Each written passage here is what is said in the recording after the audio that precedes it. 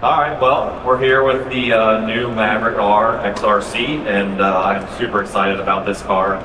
Usually, we build pre-runners for races, and we have to do a lot of work and put a lot of aftermarket parts on it just to pre-run. Well, this car has pretty much got everything that I put on a car to pre-run. It actually has the new transmission, which is in low gears 30% lower.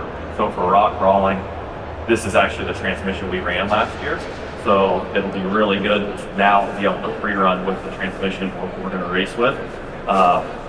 This transmission I was actually reading some stuff online last night after the car was revealed.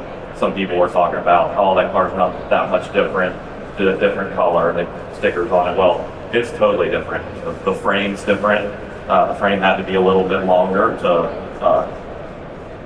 for this transmission to go in, since the frame's a little longer, the trailing arm's a little longer, the wheelbase is a little longer, which makes it better in the rocks, makes it better in the desert. It goes through loops a lot better. It's got already has an arched trailing arm, or radius rod here, so like if you're going over rocks, like the bottom radius rod doesn't get caught. 35-inch tires. If I didn't already have a tire deal with another company, I probably would run these. These looks like a really nice tire. We did a lot of testing with this car, and this tire actually works really well.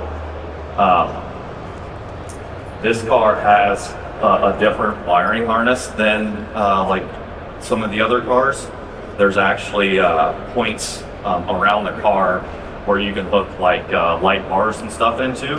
And then that will be accessible from the middle screen, so you can turn on and off lights and stuff from the screen. That's already pre-wired into the harness, so that's really cool because we usually have to run like a Switch Pro or something. That way we can control all the lights and just different functions of the car, turn radiators on and off. But this thing actually comes with connections all around the wiring harness for that. I've actually ran a steering stabilizer for the last 3 years. When you're going through the rocks, sometimes you'll hit a rock and it'll want to rip the steering wheel out of your hand.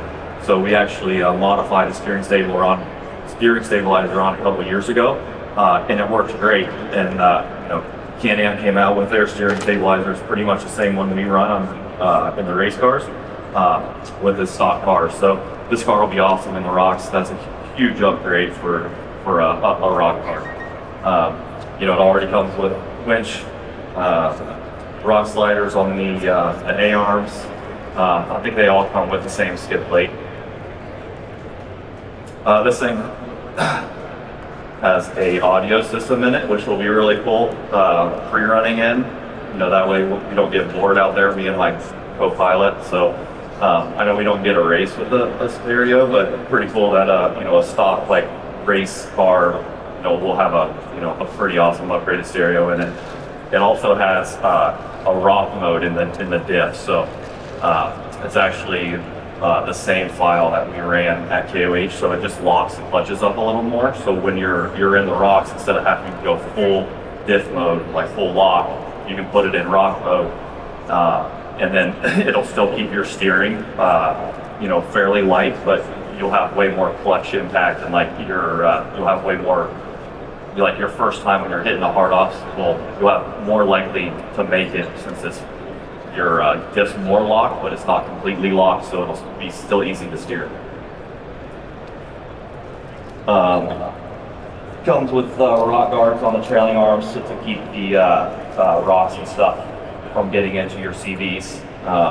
That's a big thing. We had the front tires, when you're going through the desert, just throwing rocks at the back, you always get rocks stuck in there, which that's something we've always done, but it's a huge advantage coming from the stock car. I'm sure there's more that I'm missing, but those are the big things. The transmission and all that stuff is a huge upgrade to these cars, and it's going to make these cars really good in the rocks. You guys have any questions? Yes?